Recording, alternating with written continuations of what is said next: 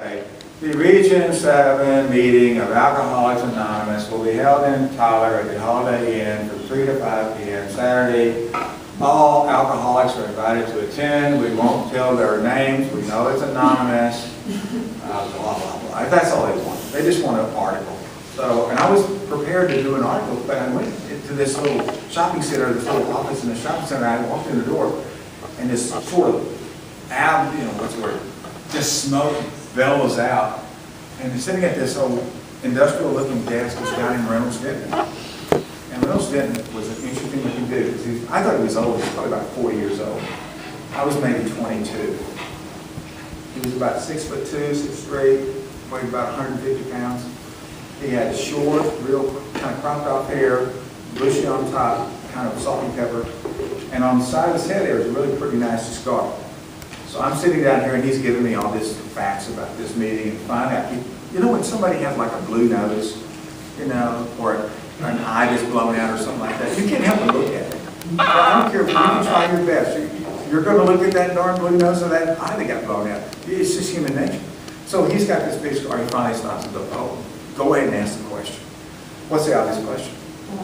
How the heck did you get that scar? He said, what did he say? That's a funny story. What did I tell you? That's a funny story. Here's the story.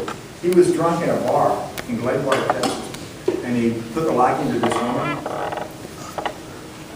without realizing that her husband liked her too. And so he was hitting on her, and all of a sudden the husband sort of stood up and kind of looked at him, picked up a pool stick from the little end, not the big end, and held it, and Reynolds was so drunk he looked at him and go, you go right ahead. Bam! In the head, to the floor, emergency room. And it almost killed him, and that's when he decided to clean up, get sober, get a job, yak. Long story short, he ends up working at Alcoholics Anonymous. So that's what I'm talking to him there. So he's giving me a story. Now, which would you rather read about, Alcoholics Anonymous or Reynolds? Reynolds. The story is never about the thing, it's about the person. So if you're doing a story about an award, say for example, you win Texas High School Hot Chick of the Year, okay?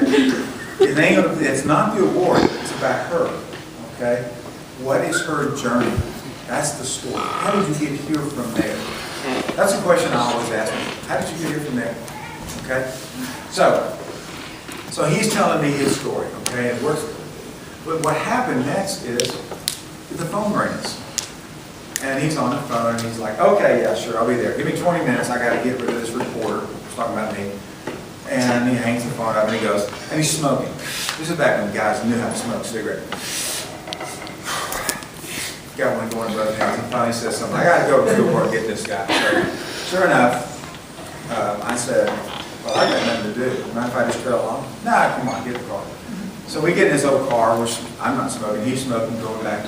We get there, there's this guy who was like Denton 20 years before, whatever year it was, passed out on the floor of this motel, and then the door's not even closed, and Reynolds comes over and kicks the door open, and goes in there and tries to kind of rustle this guy and get him and take him back to the bottom. And the guy's just so drunk, he's just kind of wandering. You know how that is, you know how it is to get that drunk.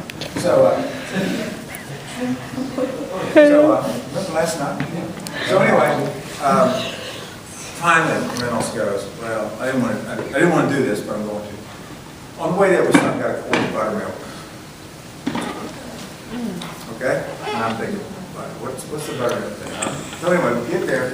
Reynolds drags this guy into the bathroom, puts his head over the toilet, pops his head back, and starts pouring buttermilk down this guy's throat. And he's kind of, and you could hear when that buttermilk hit that stomach.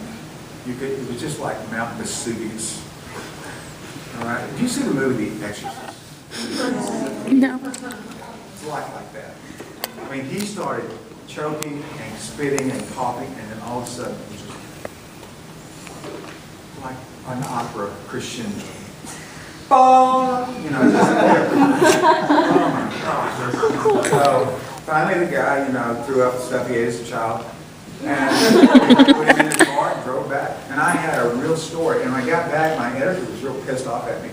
He's like, what are all these words? And I went, I said, listen, it just turned into a lot more interesting story. And this guy's name was David Fisk. We all hated him. I hope he's not your dad. So next morning I got a note from the publisher. And I'm like going, oh crap, I'm in trouble. And the publisher said, I loved your story. So I'm like, Fisk.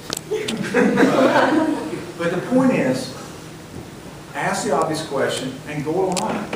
You know, you cannot do this kind of stuff in 5 minutes. If you think you can write a story in 5 minutes, you're crazy. Okay? It's work. It's like everything else. You know, it'll be apparent real quickly how much work you put into it. The more work, the better it's going to be. I talked to this girl last summer. Her name was Claire Bayless.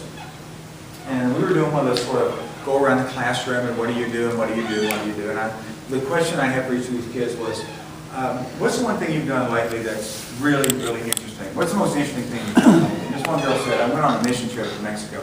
Now, who's been on a mission trip of some sort? Anybody been on a mission trip? Okay, so I've read so many of these mission trip stories, and they're all the same. What's your name? Deanna went on a mission trip to blank. Where'd you go? Did y'all go to Mexico or South America or New York? Where? Denmark? A mission trip to Denmark? That's pretty cool. Usually they go to places that need you. I was thinking. I would love to do a mission trip to Denmark. Anybody go to like South America or some really poor place? I mean, those are the ones. Well, anyway, they went to some village in Mexico, and in this village, they had never had clean water. They didn't have fresh water. So they're putting in these water wells. Okay. So I'm asking her these questions. That question I had was, what was the one moment during this trip you'll never forget? And she said, it was when we put the water well in, and the pastor turned the spigot, and the water came out, and all the people in the village started crying. So there's your story. Right? Find the story. Here's one too, Katie Joyce. She wants to be an actress. So, and she does all this one-act play stuff, and she was in a play as an understudy her freshman year. And I said, well, of all the moments, again, I love that question, of all the moments, which one will you never forget? She said, I was an understudy my sophomore or freshman year, I forget which one she said, and I didn't expect to go out, and sure enough, on district weekend, the lead was sick. And they said, okay, Katie, you're on. And she said, right before I walked out, I threw up in my mouth. Ew. Isn't that better than going, one-act play is a lot of fun. We wanted to win district, but we didn't, so we were disappointed. Get a rubber stamp that's with 3 letters. D-U-H. Duh. And anytime somebody turns in a story that tells the opposite, duh.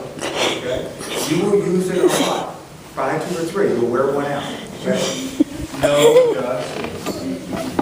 I was talking to a woman named Amanda Brand. Amanda is a high school football coach's wife. I was working on this book project. And I'm from a small town in East Texas where football is real important. And so I know what it's like to be a small town football coach's wife. And so, well, I kind of know. Wow. Sort of peripherally. I've always wanted to be a small town football coach. Anyway, so I'm talking to her, and she's giving me off with the correct safe answers. So I finally kind of stopped and said, first off, this girl's about 28 years old. She's younger than my youngest. Okay, so she's a kid.